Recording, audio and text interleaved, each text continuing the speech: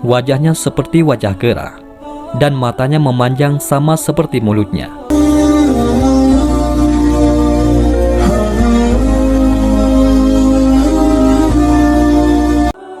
Dialog Nabi Yahya alaihissalam dengan Iblis laknatullah.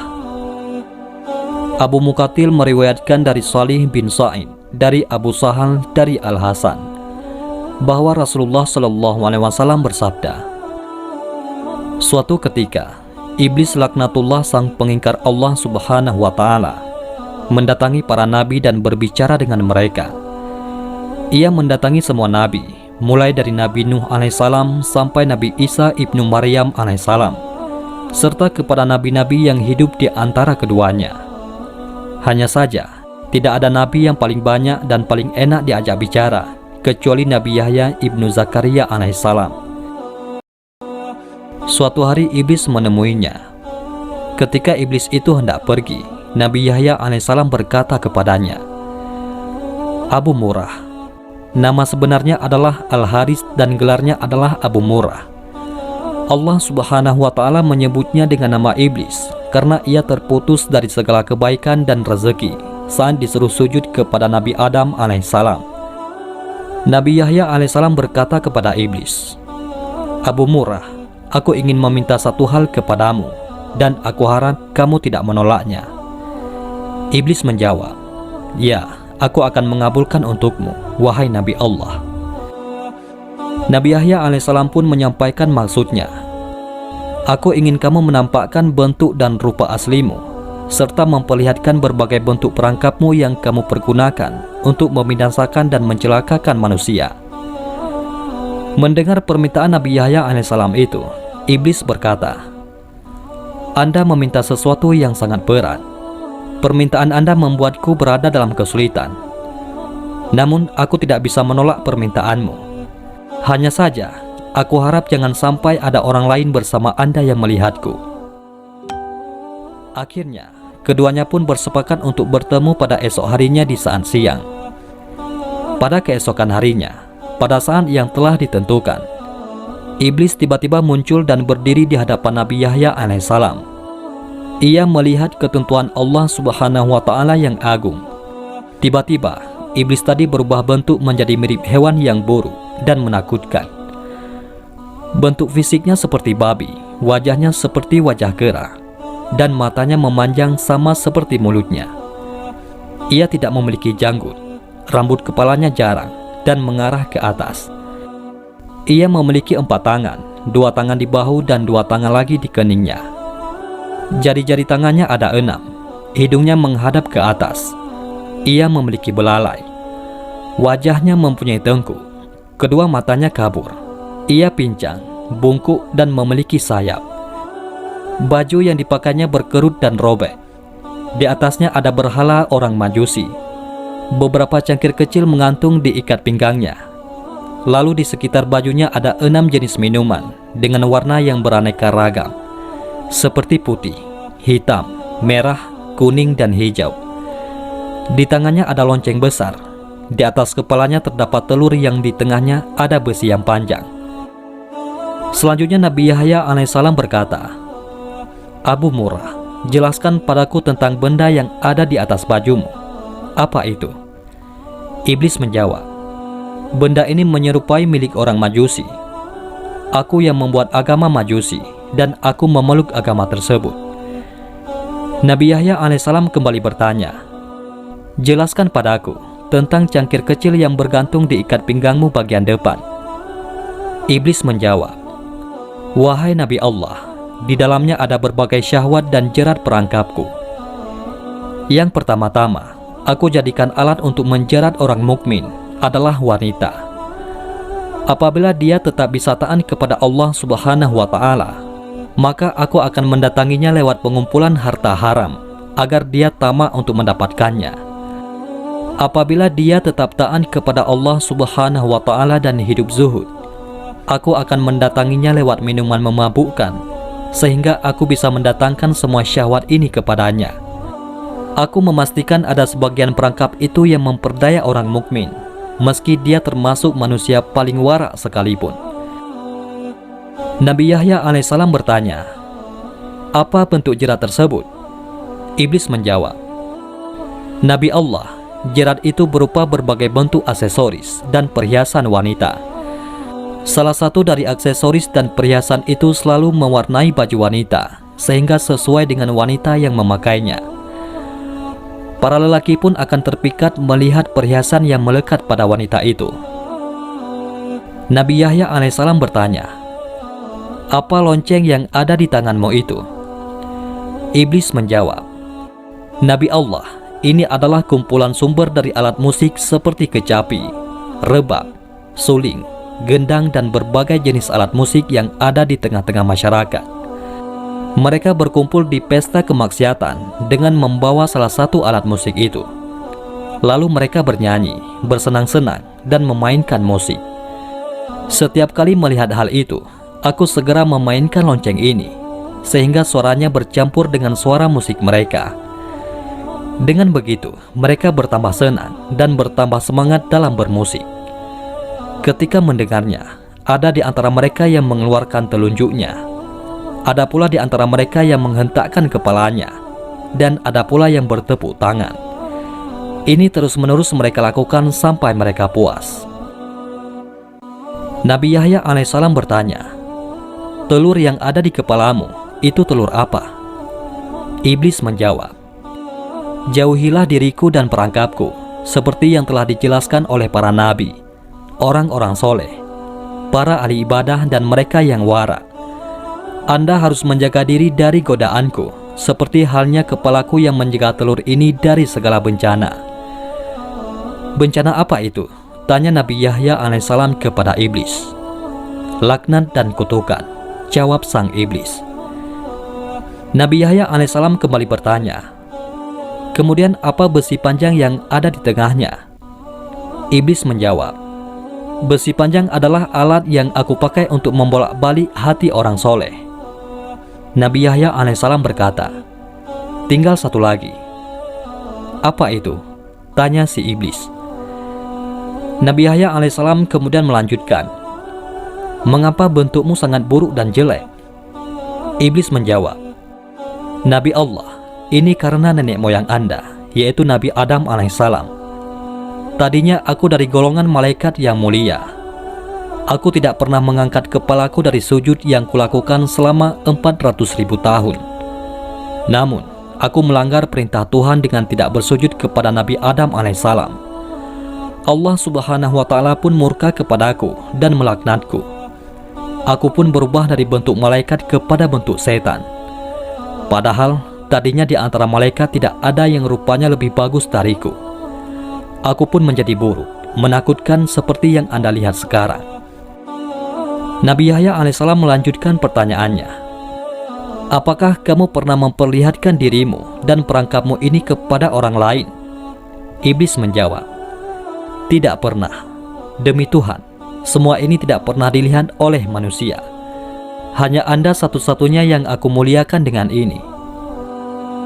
Nabi Yahya alaihissalam pun berkata, "Sungguh beruntung aku jika kamu mau menjawab dua pertanyaanku.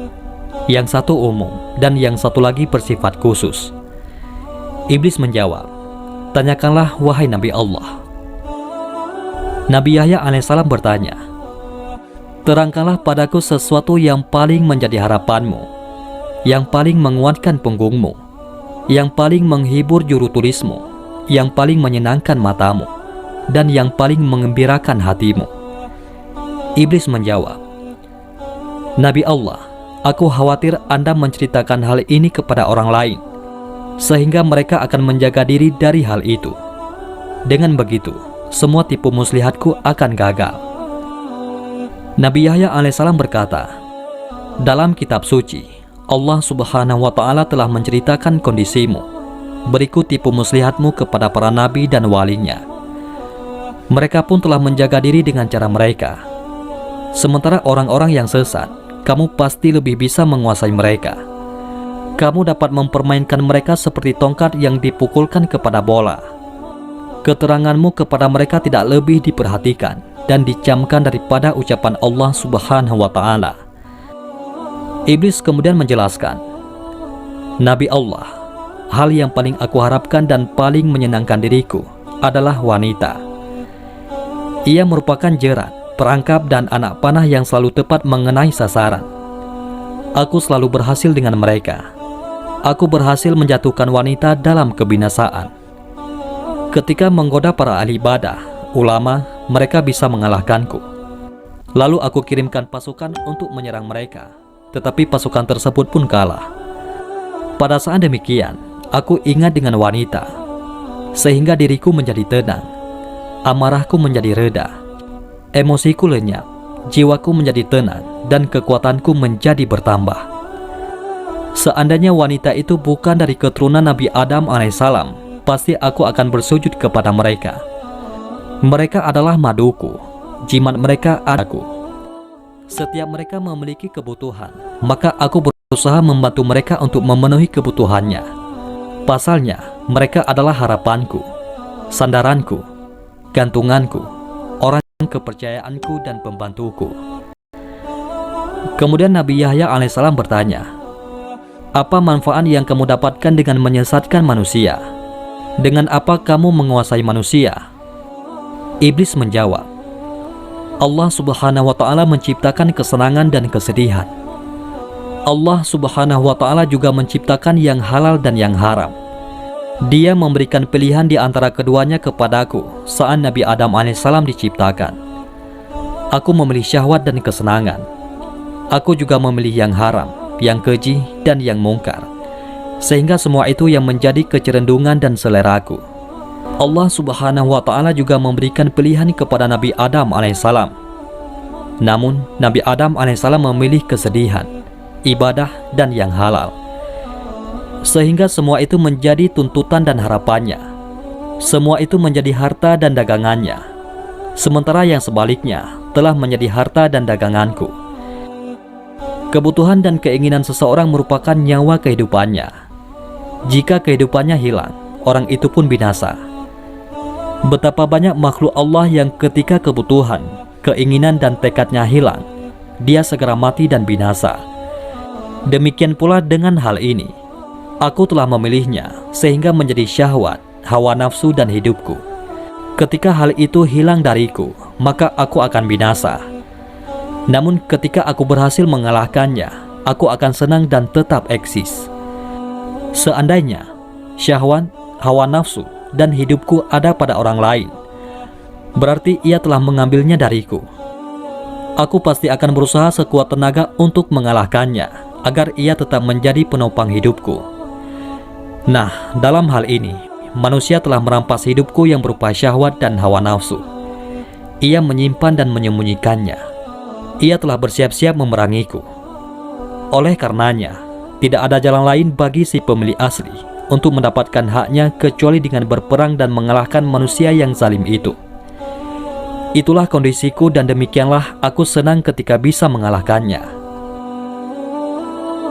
Nabi Yahya alaihissalam kembali bertanya, "Apa bentuk kezaliman manusia sehingga kamu mengatakannya zalim?"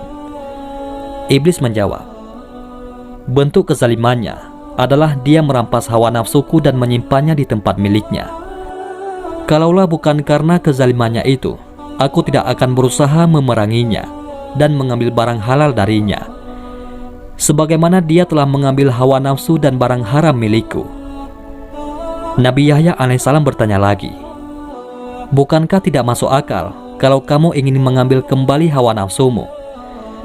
Padahal kamu gembira kalau dia mempergunakannya, dan bersedih kalau dia tidak mempergunakan hawa nafsumu dalam segala urusannya." Iblis menjawab, "Kalau dia mempergunakan hawa nafsuku, aku tidak bersedih, tetapi gembira, karena berarti ia telah memenuhi kebutuhanku. Aku malah bersedih kalau dia tidak mempergunakannya. Aku tidak meminta kebutuhanku itu, karena ia telah mengambilnya dariku. Aku juga tidak berharap dia mengembalikannya, sebab hal itu telah melekat padanya. Namun aku ingin dia mempergunakannya. Ketika ia mempergunakannya, maka itu berarti dia telah memberikan kepadaku apa yang menjadi keinginan, pilihan, dan hidupku. Dia adalah bagian dari diriku. Jika dia mempergunakan harapanku, maka itu berarti dia telah membuatku hidup dan bahagia. Pasalnya, dia mempergunakan sesuai maunya. Akan tetapi, kalau dia tidak mempergunakannya, maka itu berarti hawa nafsu tersebut tersimpan seperti tahanan. Jika dia berada dalam keadaan terkekang dan terikat, padahal dia adalah nyawa kehidupanku, sehingga seolah-olah aku dipenjara dan terikat, maka aku menjadi sedih. Dengan begitu, dia mengganti kehidupanku dengan kematian. Oleh karena itu, aku berusaha dengan berbagai cara dan mendatanginya dengan segala tipu daya. Aku kerahkan segala perangkat dan sarana. Aku keluarkan semua hiburan berikut alat-alatnya. Lalu aku pukul, aku gerakkan, dan aku lambaikan dengan dia melihatnya. Dengan cara itu, dia mulai bermusik dengan semangat. Dia juga mempergunakan hawa nafsu yang ada padanya, yang merupakan nyawa dan syahwatku.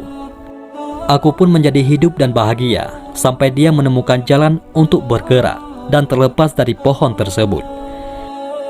Inilah yang belum aku sebutkan oleh siapapun juga semenjak aku diciptakan.